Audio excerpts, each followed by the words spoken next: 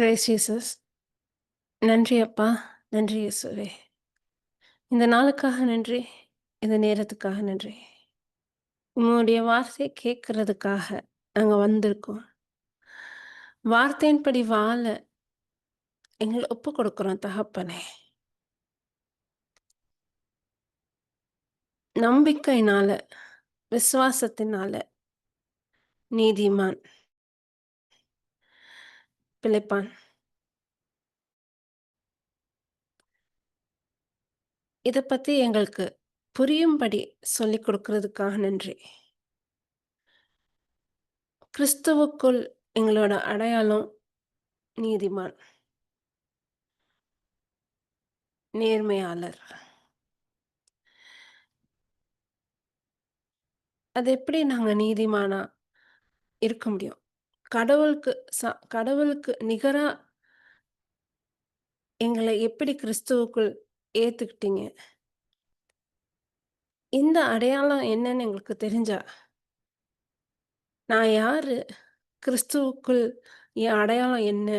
என்ற அந்த புரிதல் எங்களுக்கு இருக்கும்போது தான், பரிசுத்த ஆவியானவர் வல்லமைய கொண்டு கடவுளுக்குரிய கடவுளுக்கு எங்களுக்குன்னு வச்சிருக்கிற திட்டத்த நாங்க நிறைவேற்ற முடியும். கடவுளுக்குரிய வாழ்க்கைய நாங்க வாழ முடியும். நன்றி இயேசுவே! பல நேரம் எங்களோட அடையாளம் என்னன்னு தெரியாம போறதுனால தான், பிரச்சனைகள கண்டு, துன்பங்கள கண்டு, வறுமைய கண்டு, எப்படி இந்த உலகத்துல இருக்கிறவங்க அத எதிர்கொள்றாங்களோ, கவலையோடையும், ஒரு போராட்டத்தோட எதிர்கொள்றாங்களோ, நாங்களும் அதே மாதிரி அத எதிர்கொள்றோம். ஆனா, எங்களோட அடையாளம் என்னன்றது எங்களுக்கு புரியும்படி, ரொம்ப எளிதாக சொல்லிக் குடுக்கிறதுக்காக நன்றி. பரிசுத்த ஆவியானவரே! இது இந்த இந்த வார்த்தைய புரியும்படி எங்க ஒவ்வொருத்தர்கிட்டயும் வசனத்தின் மூலமாக கடவுளுடைய அன்ப வெளிப்படுத்துறதுக்காக நன்றி. இந்த சத்தியம் தான், இந்த உண்மை மட்டும் தான் எங்களுக்கு ஒரு விடுதலைய தர முடியும். நன்றி அப்பா. நன்றி இயேசுவே. கேட்கக்கூடிய வார்த்தை, ஜீவனுள்ள வார்த்தை. அத தியானிக்கும்படி எங்கள நாங்க ஒவ்வொருத்தரும் ஒப்புக் கொடுக்கிறோம்.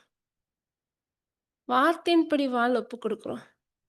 இந்த விதைய இதயத்துல ஆழமா பதிய செஞ்சு, அதுக்கான அறுவடைய எங்களுக்கு குடுத்ததுக்காக நன்றி. நீங்க செஞ்ச எல்லா வித நன்மைகளுக்காக நன்றி. இயேசுவின் நாமத்தில் ஜெபிக்கிறோம் நல்ல பிதாவே. ஆமென். Praise Jesus. Praise God.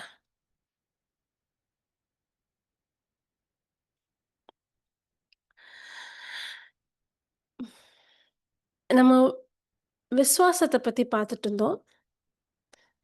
அ யார் நீதிமான்? பொதுவா நேர்மையாளர், நீதிமான் சொன்னா நம்மளுக்கு என்ன ஞாபகத்துக்கு வரும் அப்டின்னா, எல்லாத்துலயுமே பெர்ஃபெக்ட்டா இருக்கிறவங்கள தான் ஞாபகத்துக்கு வரும். நம்ம ஏற்கனவே பார்த்தது என்ன அப்டின்னா, உலகத்துல 3 விதமான மனிதர்கள் பார்த்தோம். ஒருத்தவங்க கடவுள் நம்பிக்கையின்மை, இல்லன்னா உண்மையான கடவுள விட்டுட்டு ஒரு அ உருவத்த வணங்குறது, மிருக சாயல்ல இருக்கிற உருவத்த வணங்குறது, இயற்கைய வணங்குறது, இந்த மாதிரி ஒரு சிலர் கூட்டம். இன்னொன்னு வந்து மத சார்ந்த கூட்டம். அ தி 3 பெர்சன் உண்மையான கடவுள தெரிஞ்சிருந்தும், தட் மீன்ஸ் 2வது கூட்டம் யார் அப்டின்னா, வார்த்தை தெரிஞ்சிருந்தும், இதான் உண்மையான இயேசு கிறிஸ்து உண்மையான கடவுள்ன்னு தெரிஞ்சிருந்தும், கடவுளோட கிருபைய புரிஞ்சுக்காம, அவங்களோட ஆ நம்ம கடவுளுக்கு ஏதாவது செஞ்சா தான் திருப்தி அடைய முடியும். நம்ம தன்னோட செயல்ல சார்ந்து அந்த பக்தி முயற்சியில ஈடுபடுறவங்க 2வது விதம். இந்த 3வது விதம் யார் அப்டின்னா, இயேசுவ ஏத்துக்கிட்டவங்க, கிறிஸ்துவுக்குள் புதிய சிருஷ்டி, புதிய படைப்பா இருக்கிறவங்க. ஆனா இந்த 3வது கூட்டத்தையும் வந்து எப்படி குழப்பலாம்? மதவாதமா குழப்பலாம். சில நேரம் நம்ம இயேசுவ ஏத்துக்கிட்டோம். அவருடைய கிருபைய புரிஞ்சுகிட்டு ஏத்துக்கிட்டோம். அவருடைய அருள புரிஞ்சுகிட்டு ஏத்துக்கிட்டோம். ஆனா நாட்கள் போக போக என்னோட நம்பிக்கை வந்து என்னோட செயல சார்ந்து தான் இருக்குது. Praise Jesus. இத பத்தி தான் நம்ம பார்த்தோம்.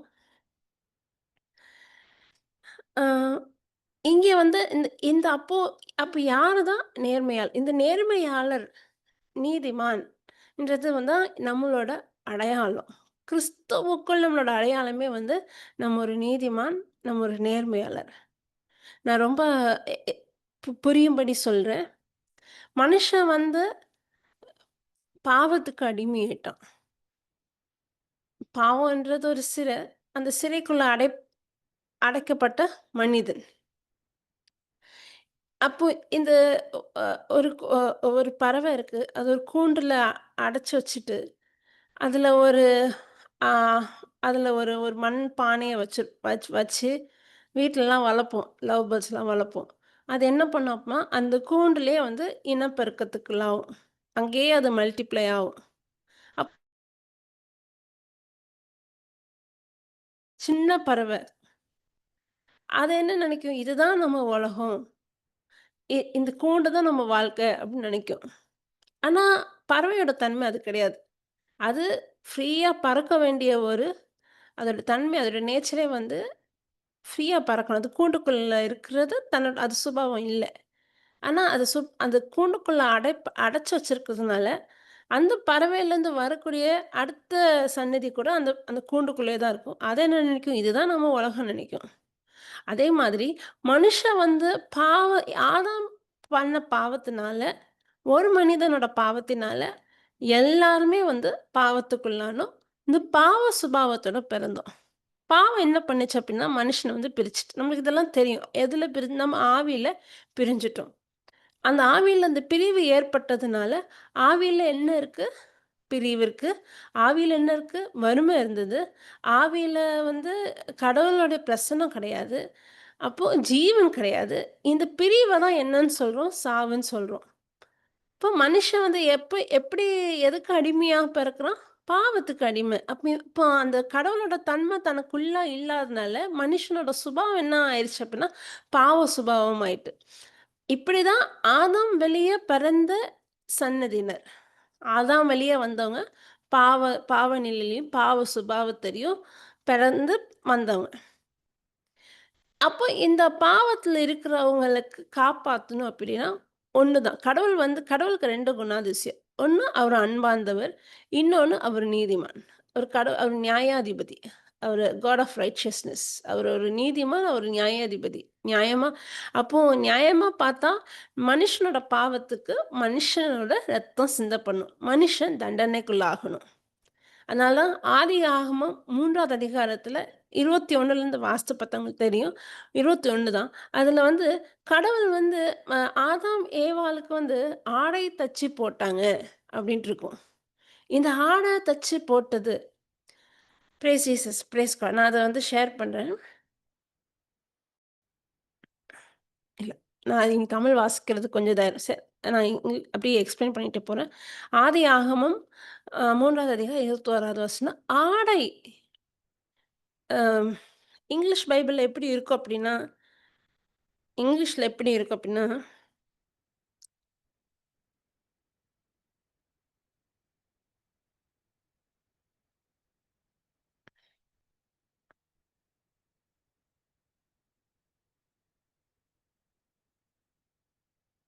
21 "And to Adam also and to his wife did Lord make coats of skin and clothe them."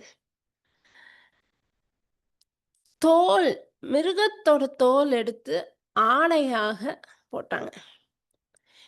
இது இது வந்து நிழல். இது எத குறிக்குது? ஏன் இத கடவுள் செஞ்சாங்க? அவங்க வந்து இலைகளால தங்கள அவங்கள கவர் பண்ணிக்கிட்டாங்க. ஆனா கடவுள் வந்து அந்த தோல்ன்ற வார்த்தை இருக்கும். தோல்னால என்ன பண்ணாங்க அப்டின்னா, ஆடை செஞ்சு போட்டாங்க.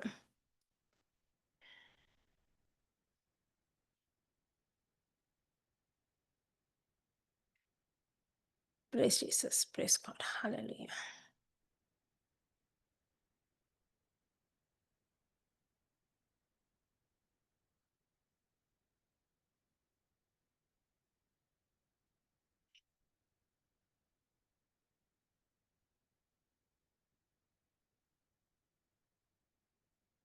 அந்த வசனத்த காட்டிட்டு அப்புறம் தான் எனக்கு புரியறதுக்கு எளிதா இருக்கும். ஆதியாகமம் தொடக்க நூல்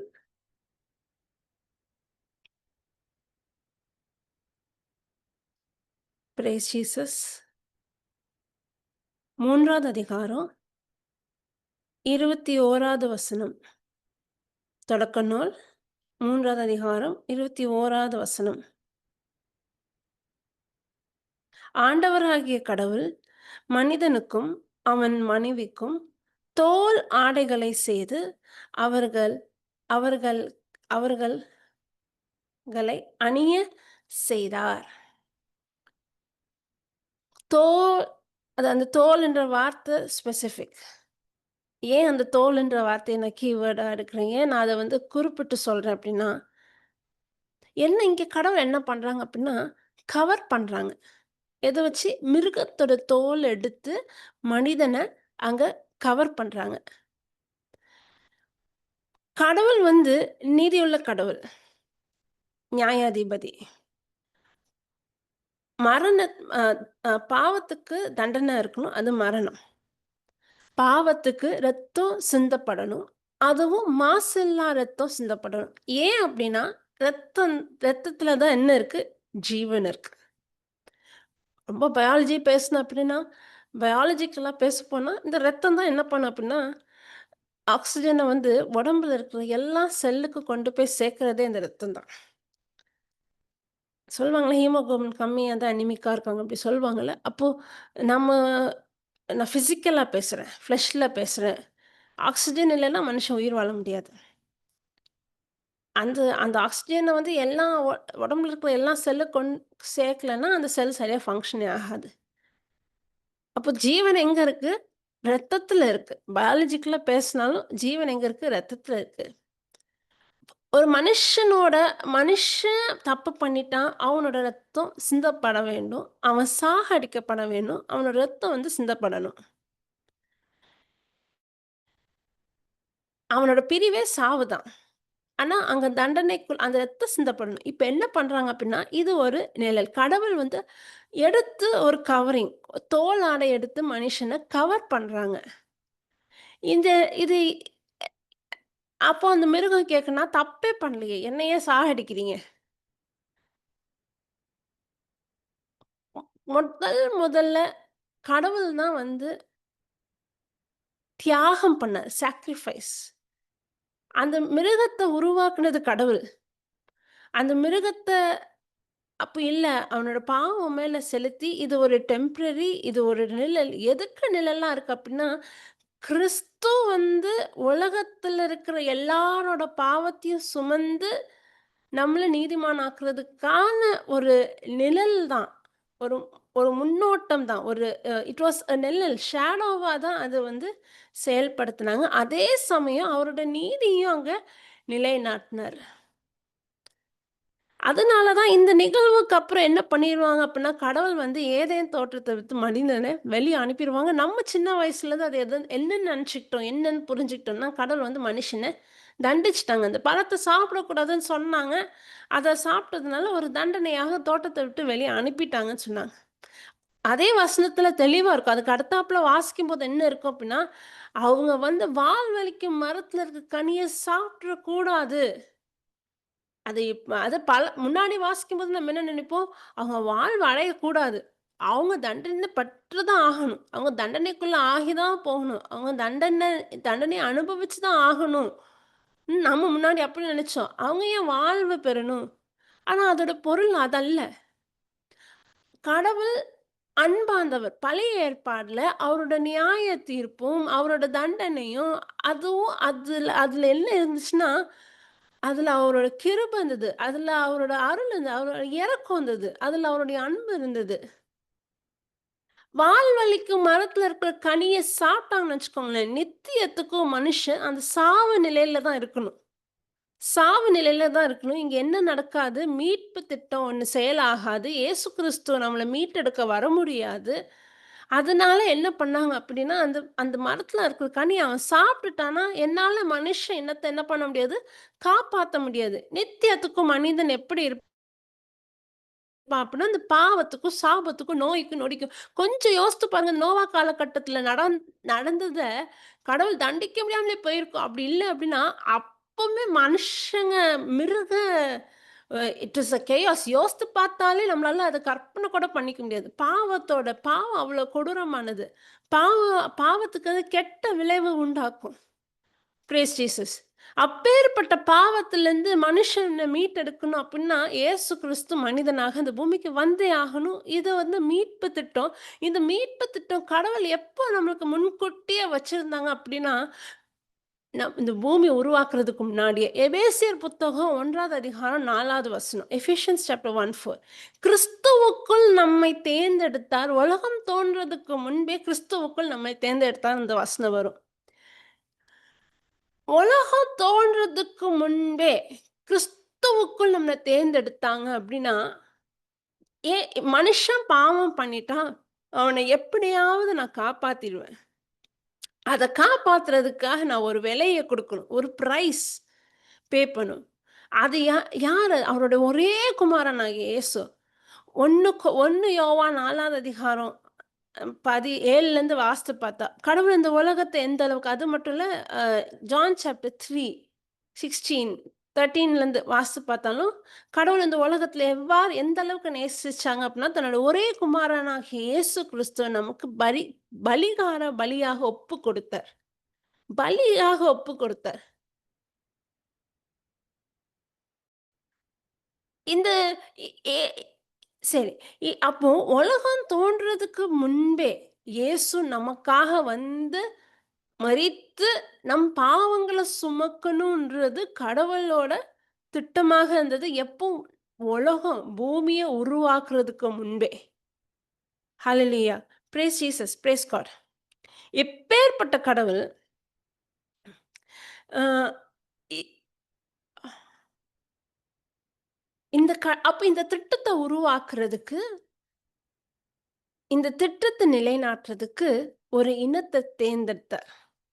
ஒரு சந்நிதிய தேர்ந்தெடுத்தார். அவங்கள வந்து பராமரிச்சு, அவங்களுக்கு சட்டதிட்டங்கள குடுத்து, அவங்கள வந்து வழி நடத்துனாங்க. அந்த சந்நிதியோட தந்தை யார் அப்டின்னா, அப்ரஹாம். Price Jesus. இது சொல்ல மறந்துட்டேன்.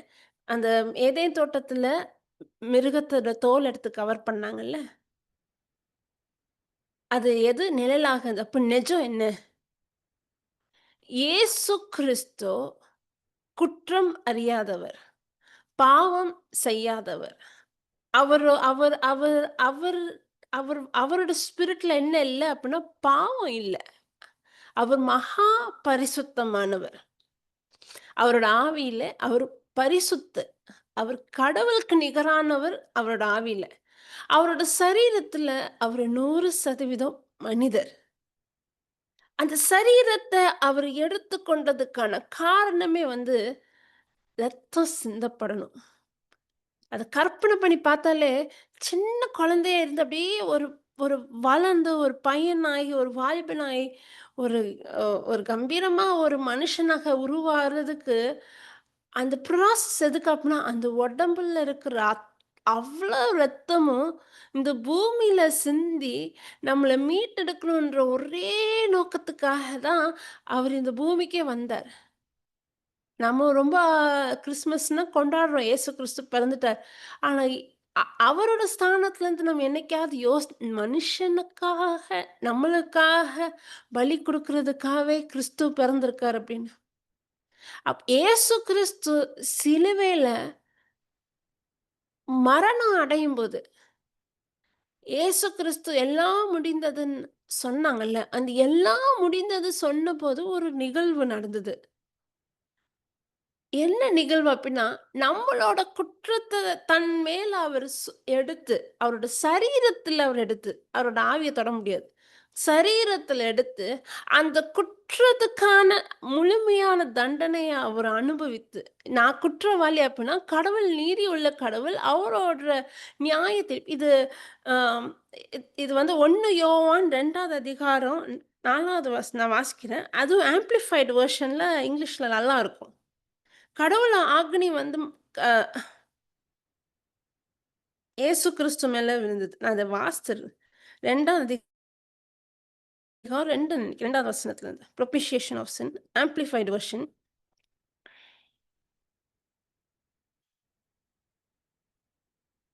ம். And he, that same Jesus, is the propitiation for our sin. பாவத்துக்கு கழுவாய் அவரேன்ட்டு தமிழ் பைபிள்ல இருக்கும். அப்படின்னா, அந்த propitiation for our sin என்ற அர்த்தம் என்னன்னா,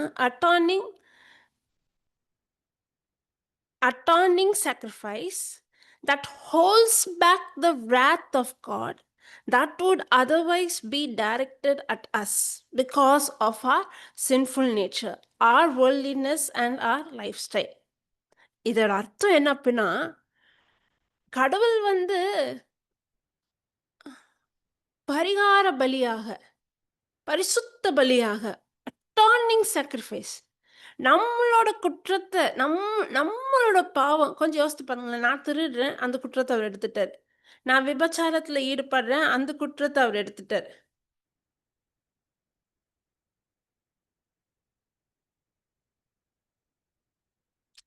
அந்த குற்றத்த அவரு எடுத்துட்டாரு. நான் வந்து நான் நான் வந்து நான் நான் அ அ நான் திருடுறேன், நான் இச்சையோட பார்க்குறேன், அந்த குற்றத்த அவரு எடுத்துட்டார். நான் பேராசைப்படுறேன், பொருளா ஆசைப்படுறேன், அந்த அந்த குற்றத்த அவரு எடுத்துட்டாரு. நான் என்ன பத்தி ரொம்ப பெருமையா எண்ணுறேன், அந்த குற்றத்த அவரு எடுத்துட்டாரு. இப்படி நம்ம பண்ண பாவத்த தன் மேல சுமத்தி, நம்ம பண்ற பாவத்துக்கு அப்ப நான் தப்பு பண்ணா, நான் தண்டனைக்குள்ளாகணும். என்னோட பாவத்த எல்லாத்தையும் எடுத்து அவர் மேல சுமத்தி, என் மேல வந்து விழ வேண்டிய தண்டனை, என் மேல விழ வேண்டிய கடவுளுடைய கோபம், கடவுளோட நியதின்னு சொல்லலாம். அவர் நியாயாதிபதி. அவர் தண்டிக்கணும். பாவத்த தண்டிக்கணும். அப்படி என்ன தண்டிக்காம கடவுள் என்ன பண்ணிட்டாங்க அப்படின்னா, அந்த நம்மளோட குற்றத்தெல்லாம் எப்போ தலைமை குரு வந்து இவரை சிலுவையில அறையும் சொன்னாங்களோ, அந்த அவருக்கே தெரியாது அந்த தலைமை குருவுக்கு நம்ம என்ன பண்றோம்? நம்ம தான் பலி பலி குடுக்குறோன்றது அவருக்கு தெரியாது. பழைய ஏற்பாட்டுல அந்த தலைமை குரு என்ன பண்ணுவாரு அப்படின்னா, அவரோட பாவத்தையும் அறிக்கையிடுவாரு. யூத மக்களோட பாவத்தையும் அறிக்கையிடுவாரு. அறிக்கையிட்டு அந்த பாவம் யார் மேல சுமத்தப்படும்? அந்த பாவம் அறியாத ஆட்டு மேல சுமத்தப்பட்டு, அந்த ஆட அறிக்கையிட்டு அந்த ஆட்டு தலை மேல கைய வச்சு அறிக்கையிட்டு, அப்போ அந்த பாவத்த அது மேல செலுத்தி, அத பலியாக ஒப்பு கொடுப்பாங்க. அதோட ரத்தத்த எடுத்து மனுஷங்க மேல தெளிப்பாங்க. இது பழைய ஏற்பாட்டுல நிழலாக நடந்த ஒரு விஷயம். நிஜம் என்ன? இது எதுக்காக நடந்தது? அந்த நிழல் எதுக்கு? அது ஒரு டெம்பரரி. பாவத்த கவர் தான் பண்ண முடிஞ்சது. பாவத்த மூடி மறைக்க முடிஞ்சதே தவிர, பாவத்திலிருந்து முழுமையாக மனிதனுக்கு என்ன கிடையாது? விடுதலை கிடையாது. அந்த ஹோட்டலுக்கு போறோம் அப்டின்னா, மேல இருக்கிற துணி ரொம்ப அழகா இருக்கும். அத கொஞ்சம் தூக்கி பார்த்தா தான் தெரியும், உள்ளுக்குள்ள அவ்ளோ அழுக்கா இருக்கும். அது மாதிரி அப்போ பழைய ஏற்பாட்ல கடவுள் வந்து ஆதாம், ஏவாளுக்கு அந்த ஆடை செஞ்சு கவர் பண்ணாங்க. மூடுனாங்க. அதே மாதிரி தான் மிருகத்து மேல நம்மளோட பாவத்த பலி எடுத்து, அதோட நீதி வச்சு நம்மள அது வந்து கவரிங் தான். அது கம்ப்ளீட்டா என்ன பண்ணல, அந்த சின்ன வந்து எடுக்கல. ஆனா, சிலுவையில அப்படி என்ன நடந்தது? என்ன நிகழ்வு நடந்துச்சுன்னா, பிளாட் கம்ப்ளீட்டா உறிஞ்சி எடுக்கிறது. பிளாட்டிங் அப்படின்னா ஒரு ஃபில்டர் பேப்பர். ஒரு டிஷ்யூ பேப்பர் எடுத்து தண்ணி மேல வச்சு அப்படியே அந்த தண்ணிய உறிஞ்சிரும். அந்த அது என்ன பண்ணியிருக்கு இயேசு கிறிஸ்து என்ன பண்ணாரு அந்த சிலுவையில? எப்போ அவர சிலுவையில அறையும்ன்னு சொன்னாங்களோ, அந்த மாத்திரத்திலே அவர் உலகத்துக்கான அ நித்திய உலகத்துக்கான பலி பொருளாக, பரிசுத்த பலியாக அவரு ஆயிட்டார். உலகத்தோட மொத்த பாவமும் அவர் மேல விழுந்தது. மொத்த பாவம் அவர் மேல விழுந்தது. அந்த பாவம் விழுந்த உடனே, அப்ப அவருக்கு அவருக்கு அந்த தண்டனை அவர் பாவம் ஆனதுனால, அவர் பாவம் செய்யாதவர், பாவம் அறியாதவர். ஆனா, எப்போ உலகத்தோட பாவம் தன் மேல சுமத்தப்பட்டதோ, அதுக்கான தண்டனைய அவரு ஏத்துக்கிட்டாரு அவரோட சரீரத்தில. 100% அவர் மனிதனாக இந்த பூமிக்கு வந்ததுக்கான நோக்கம் என்ன அப்டின்னா, அவரோட சரீரம் நொறுக்கப்படணும். அவரோட அவரோட ரத்தம் சிந்தப்படணும். மனுஷங்களோட பாவத்த அப்படியே தன் மேல உறிஞ்சு, அதுக்கான ரத்தத்துக்கான விலைய அவரு குடுத்தாரு. அதுதான் அவரோட பரிசுத்த ரத்தம்.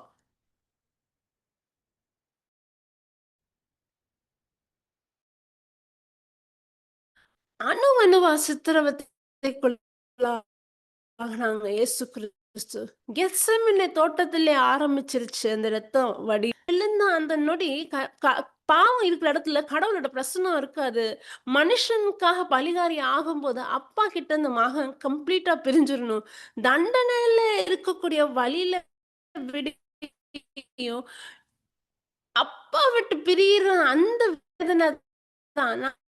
நான் உங்கள விட்டு பிரிஞ்சிருவேனே, அந்த பிரிவோட தாக்கம் தான். அத தாங்கிக்க முடியாம ரத்த வேர்வையோட கடவுள் வந்து எப்படி நான் அண்டர்டேக் பண்ணுவேன்? இத எப்படி நான் இந்த பாத்திரம் என்ன விட்டு அகன்றா நல்லாருக்கும். ஆனா என் சித்தத்தின்படி அல்ல, உம்முடைய சித்தம்ன்னு சொல்லிட்டு கிறிஸ்து அங்க மன்றாடி ஜெபிப்பாங்க. அதுல வந்து அரெஸ்ட் ஆயி வந்துட்டு சும்மா இல்ல. நம்ம மத்தேயு புத்தகம் 25, 26, 27 வாசித்து பார்த்தா உங்களுக்கு தெரியும். அது மாரி லூக்கா புத்தகம் எல்லா புத்தகத்தையும் எடுத்து வாசித்து பார்த்தா, கம்பேரிட்டிவ் ஸ்டடி பண்ணி பார்த்தா, கிட்டத்தட்ட ஒரு ஒரு பேண்ட் ஆஃப் சோல்ஜர்ஸ் வந்தாங்களாம். பேண்டுன்னா ஒரு கூட்டம். அதுல ஆயிரக்கணக்கான சிப்பாய்கள் இருப்பாங்க, சோல்ஜர்ஸ் இருப்பாங்க. அத்தன பேர் வந்திருக்காங்க. ஒரு ஆள அரெஸ்ட் பண்றதுக்கு.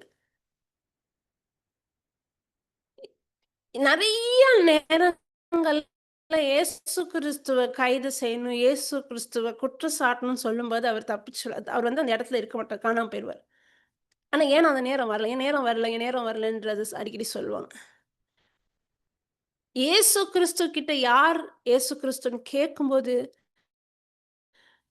என்ன நடக்கும் அப்டின்னா, நான் தான் யோவான் புத்தகத்துல இருக்கு. நான் தான் சொன்ன மாத்திரத்துல வந்த 1000 பேரும் அப்டியே விழுந்துருவாங்க. நான் தான் சொல்லும்போது, தரையில அந்த வல்லமை, அவரோட வார்த்தையில இருக்கிற வல்லமை. எல்லாருமே நாக் டவுன் எல்லாருமே விழுந்துருவாங்க கீழ. தரைமட்டமா. அவர் நான் தான் சொன்ன அந்த நொடியில. அவர் கடவுள்ன்றது வந்து அவரோட வார்த்தையிலே மனுஷனுக்கு வெளிப்பட்டது. கொஞ்சம் யோசித்து பாருங்க. ஒருத்தர் நான் தான் சொல்லும்போது, 1000 பேர் தலையில விழுந்தா, அப்ப அவரோட வார்த்தை எவ்வளவு வல்லமையானது. அவர யாராவது கைது செய்ய முடியுமா? இல்ல. தன்னையே பலியான பலி பொருளாக எசையா புத்தகம் 53வது அதிகாரம். பாவம் அறியாத வாய் தரவா ஆட்டுக்குட்டி போல் பலியாக தம்மையே ஒப்புக் கொடுத்தாராம். எதுக்காக? நம்மளோட குற்றங்களுக்காக. நம்மளுக்காக ரத்தம் சிந்தணுன்றதுக்காக. அப்படி அவர் பலியாக அவர் ஒப்புக் கொடுத்து கூட்டிட்டு போறாங்க. அங்க வந்து பரிசேயர்கள், சதிசேயர்கள் எல்லாரும் கேள்வி கேட்கறாங்க. பிளாஸ்பெமி. கிட்டத்தட்ட ஒரு 100 பேர் இருந்திருப்பாங்க அந்த இடத்துல. ஒருத்தரா வந்து வசனத்துல ஒவ்வொருத்தரா வந்து காரி துப்புனாங்க முகத்துல. ஒவ்வொருத்தரா அவங்களோட கைய நல்லா முறு முறுக்கிக்கிட்டு மூஞ்சிலே குத்துனாங்க. கொஞ்சம் யோசித்து பாருங்க. படைப்பின் படைப்பின் காரணரே அவர்தான். வார்த்தை இல்லாம உலகத்துல எதுவுமே படைக்கப்படல. வார்த்தை மனிதனாக தன்னை தாழ்த்தி, அடிமையின் ரூபத்துல வந்தார்.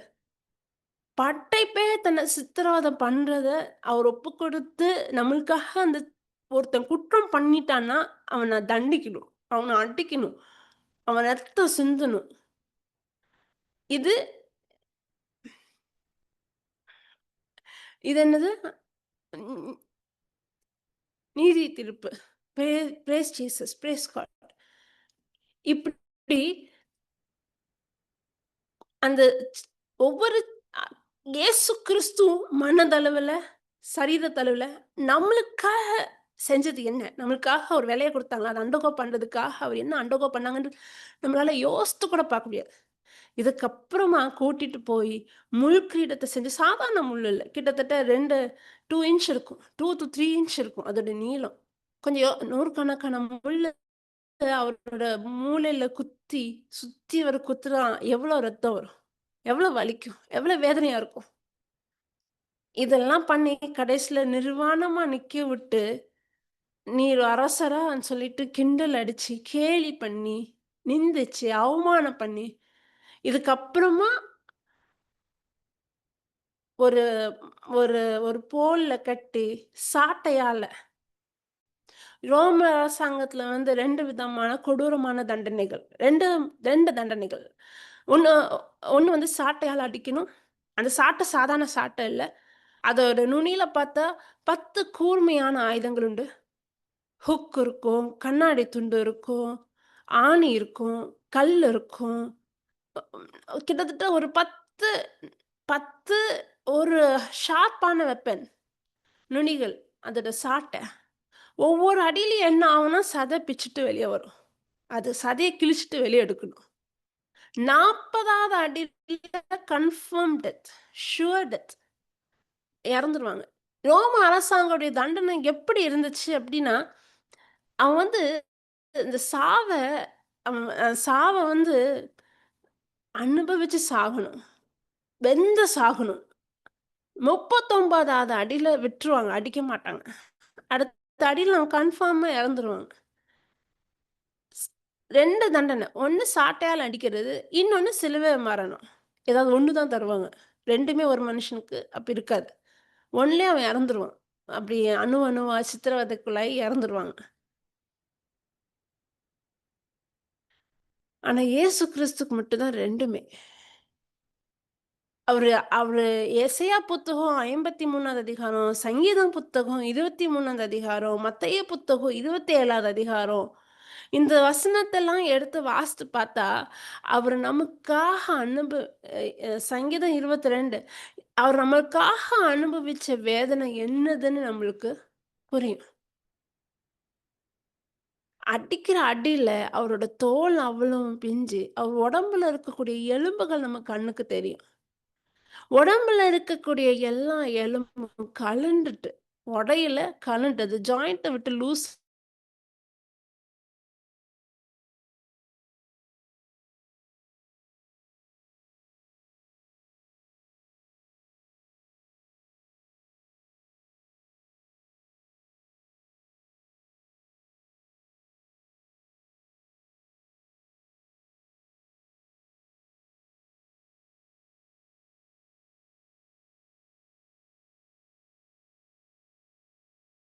யோசித்து கூட பார்க்க முடியாது. இது இயேசுஸ்னால தான் சாத்தியமே தவிர, வேற எந்த மனுஷனாலயும் இது சாத்தியமா கிடையாது. யாரும் இயேசு சாகடிக்கல. அவரோட உடல தான் சித்திரவதை பண்ண முடியுமே தவிர, அவரோட உயிரெல்ல கை வைக்க முடியாது. அவரோட ஸ்பிரிட்ல கை வைக்க முடியாது. அணு அணுவா அவரோட உடம்புல இருக்கிற ஒவ்வொரு செல்லும் நம்மளுக்காக காயப்பட்டதுன்னா, அதுதான் உண்மை. ஒரு திசுக்களும், ஒரு அணுக்களும், ஒரு செல்லும் நம்மளுக்காக காயப்பட்டதுன்னா, நம்மளுக்காக அந்த சிலுவைக்கு முன்னாடி நான் நின்னு யோசிக்கிறது நம்ம யோசிக்க வேண்டியது நான் அனுபவிக்க வேண்டிய வேதனைய, நீங்க எனக்காக அனுபவிச்சீங்கல்ல. இதெல்லாம் இவ்வளவு முடிஞ்சு எப்படி இயேசு அந்த சிலுவைய தூக்குனாங்கன்றதே தெரியாது. அதான் ரோமையர் புத்தகம் 12வது அதிகாரத்துல எப்படி இருக்கு? "He endured the cross with joy." அவர் சிலுவைய வந்து ஆனந்தத்தோட அப்படியே அத வந்து தழுவுனாராம். அத வந்து இஷ்டப்பட்டு தூக்குனாராம். எப்படி இஷ்டப்பட்டு தூக்குனாரு அப்டின்னா, அந்த சிலுவைய தூக்கும்போது உங்களையும் என்னையும் பார்த்தாரு. இத மட்டும் நான் சுமந்துட்டேன். இவங்களுக்கு விடுதல. இத இத மட்டும் நான் முடிச்சுட்டேன். மனுஷன் இன்னும் பாவத்திலருந்து நீங்களும் நானும் பாவத்துக்கு அடிமை கிடையாது. நம்ம பாவத்திலருந்து விடுதலைய பெற்றுருவோம்ன்னு சொல்ட்டு, அத அரவணைச்சு அந்த சிலுவைய தூக்குனாரு. உங்களையும் என்னையும் பார்த்தாரு. வலி தான், வேதனை தான்.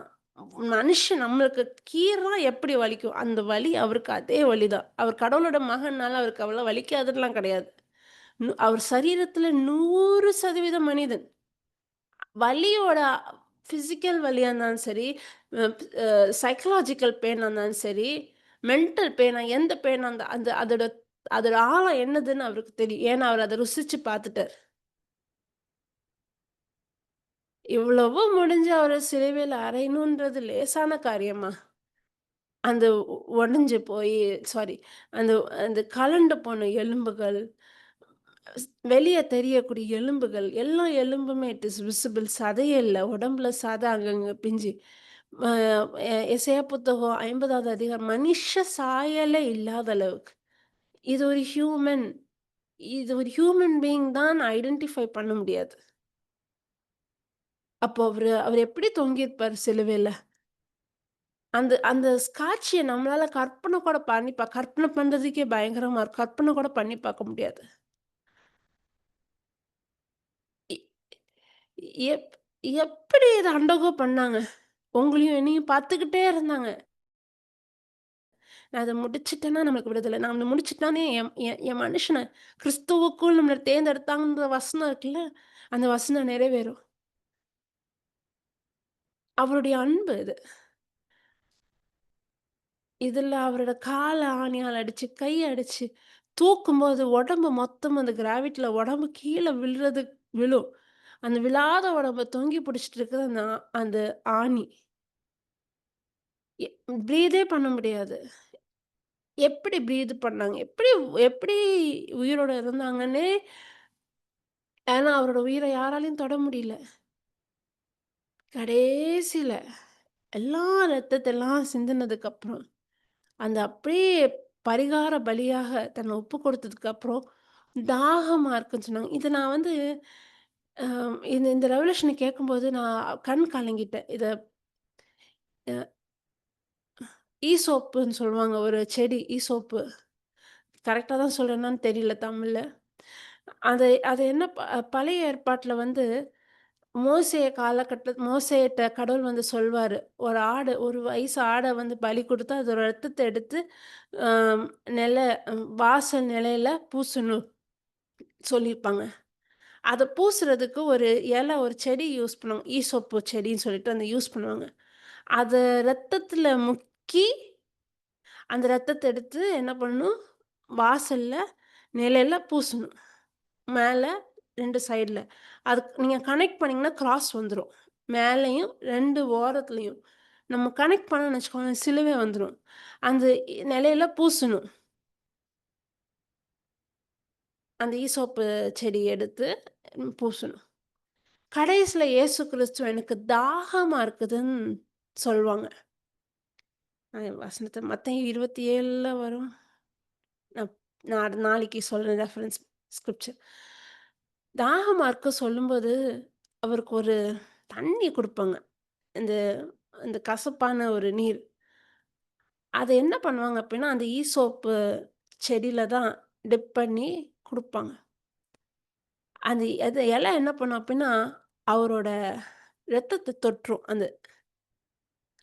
அது நிழலா இருந்துச்சு பழைய ஏற்பாட்ல, மோசே கட்டத்துல. அது ரத்தத்த தொட்ட உடனே, இட் இஸ் a டோர் போஸ்ட்ல எப்படி சைன் வரையப்பட்டாங்களோ, அது ஒரு ஐடென்டிட்டி. அது ஒரு மார்க். அது வாங்கி அது வச்ச உடனே, என் தாகம் தணிந்தது. எல்லாம் முடிந்ததுன்னு சொல்லுவாங்க. எல்லாம் முடிஞ்சுச்சுன்னு சொல்லி, தன் ஜீவன அவர் ஒப்புக் குடுப்பார். நம்ம மேல பூசப்பட்ட அடையாளம், நம்ம நீதிமான் என்ற ஒரு அடையாளம். இங்க இயேசு கிறிஸ்து என்ன பண்ணாங்க அப்டின்னா, மனுஷனோட குற்றத்த, மனுஷனோட பாவத்த தன் மேல அவர் சுமந்து, அதுக்கான தண்டனை அல்லன்னா அந்த தண்டனை என் மேல வந்து விழுந்திருக்கும். அதுக்கான தண்டனை அவர் ஏத்துக்கிட்டு, அதுக்கான பலியா தன்னை ஒப்புக் கொடுத்து, அதுக்கான ரத்தத்த சிந்தி, அந்த ஈசோப்பு தன்னை தொட்ட உடனே முடிஞ்சது. ஒரு அடையாளம் அது. இனி ம மனு இனி மனுஷனுக்கு பாவத்துக்கு மனுஷன் மேல அதிகாரம். அத நான் தீர்த்துட்டேன்றத அவர் முடிக்கிறார்ல. அதன் அ என் தாகம் தணிந்தது, எல்லாம் முடிந்ததுன்னு சொல்லிட்டு தன்னோட ஜீவன அவரா தான் ஒப்புக் குடுப்பார். யாரும் அவர கொல்லல. ஒப்புக் குடுத்துருவாரு. இத பார்த்துட்டு இருக்கிற இது என்னோட குற்றத்துக்காக, நான் பண்ண தப்புக்காக, அவரு தண்டனைக்குள்ள ஆகுனாருன்னு சொல்லிட்டு விசுவசிக்கிறோம்ல. அவரு பண்ணது கிருப. அவரு பண்ணது கிரேஸ். அத நான் இப்ப கேட்டுட்டு இருக்கும்போது, அத நான் என் கண்ணால பார்க்குறேன்ல, மனக்கண்களால பார்த்து நான் விசுவசிக்கிறேன்ல, அது நான் வச்சிருக்கிற விசுவாசம். யாரு உள்ளார்ந்த மனசுலேருந்து இத விசுவசிக்கிறாங்களோ, அவங்க கிறிஸ்துவுக்குள் அவங்க என்ன விசுவசிக்கிறாங்க? என் குற்றத்த அவரு எடுத்துட்டாரு. தன் நீதிய எனக்கு குடுத்துட்டாருன்றத விசுவசிக்கிறாங்களோ, அவங்க கிறிஸ்துவோட அவங்களோட அடையாளம் என்ன அப்டின்னா, நீதிமான். ரைச்சியஸ். நான் நல்லது செய்றதுனால நான் நீதிமானாக கருதப்படல. மாறாக இயேசு கிறிஸ்துவ நான் ஏத்துக்கிட்டதுனால நான் நீதிமானா கருதப்படுறேன். ஐ அம் மேட் நான் நீதிமானாக ஆக்கப்பட்டிருக்கேன். எனக்காக அவர் குற்றவாளியாக ஆக்கப்பட்டார். நான் அவரோட ரத்தத்தில் நான் நீதிமான். நான் இத நம்புறேன்னு சொல்லி எந்த மனுஷன் நம்புறானோ, அவன் நித்திய ஜீவன பெறுறான். அவன் கிறிஸ்துவுக்குள் ஒரு புதிய சிருஷ்டி, ஒரு புதிய படைப்பு. ஆவியிலே கடவுள் இந்த சிறையிலேருந்து கதவ திறந்த பறவைய பறக்குன்னு சொன்ன மாதிரி, நம்ம பாவ பிடியிலேருந்து விடுதலைய பெற்றுட்டோம். இனிமேல் பாவத்துக்கு என் மேல் என்ன கிடையாது, அதிகாரம் கிடையாது. என்னோட ஆவியில நான் மீண்டும் கடவுளோடு இணைந்துட்டேன். என்னோட ஆவியில இப்ப என்ன இருக்கு? ஜீவன் இருக்கு. கடவுளோட தன்மை இருக்கு. கடவுளோட முழுமை இருக்கு எனக்குள்ள. கடவுளோட கடவுளோட ஹீலிங் அதுதான் என்னது சால்வேஷன் மீட்பு.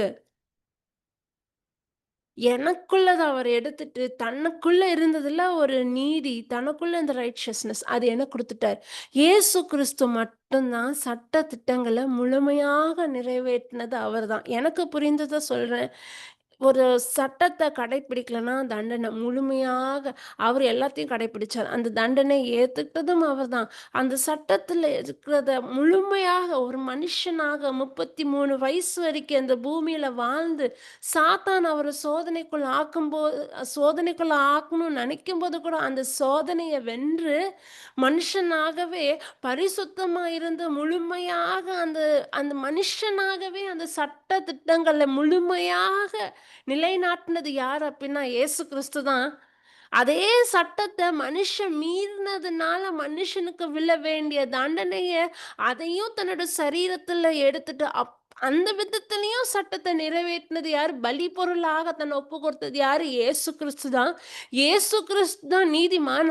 அவரோட நீதிய நான் அவர நான் என் உள்ளத்துல ஏத்துக்கும்போது, நம்புறேன். நீங்க எனக்காக ரத்தம் சிந்தீங்க. எனக்காக உங்களோட ஜீவன ஒப்பு கொடுத்தீங்கன்னு சொல்லிட்டு நம்ம நம்புறோம்ல.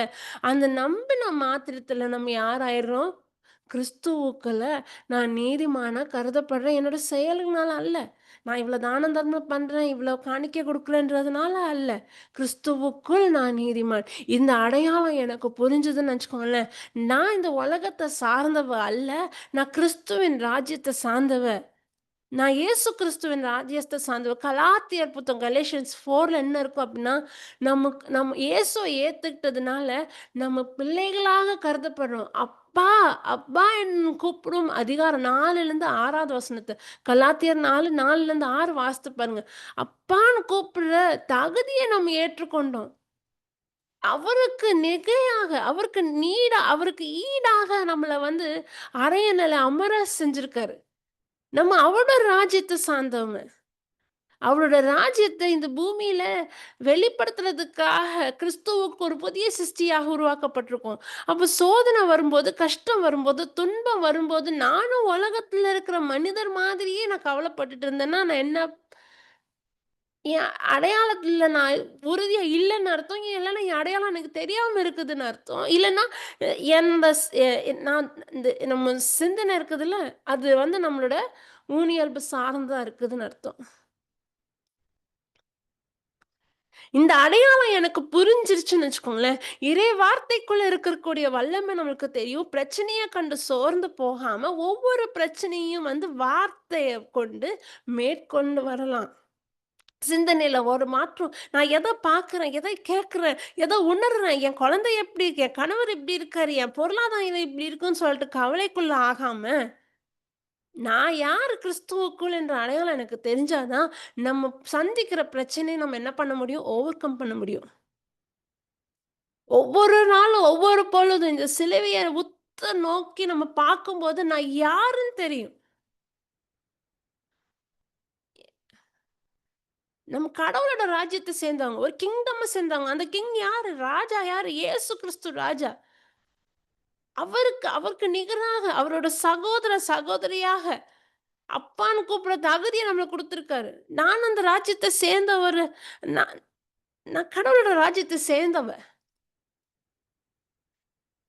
எப்படி ஒரு ராஜ்யம் வந்தா ஒரு ராஜா இருப்பாங்க, ஒரு பிரின்சஸ் இருப்பாங்க, பிரின்ஸ் இருப்பாங்க. அங்க பாதுகாக்கிறதுக்கு சேனை படையே இருக்கும் அப்படின்னா, நம்மளுக்கு ஒரு பெரிய சேனை படையே இருக்கு. அது சம்னஸ்ன்ற சேனை படையே இருக்குது. நம்ம அத பார்க்கிறதும் இல்ல, யோசிக்கிறதும் இல்ல, சிந்திக்கிறதும் இல்ல. நம்மளோட அடையாளம். கிறிஸ்துவுக்குள் நான் யார்? இந்த அடையாளம் எனக்கு தெளிவா தெரிஞ்சிருந்தா, நம்ம வாழ்க்கை எப்படிப்பட்ட வாழ்க்கையா இருக்கும்?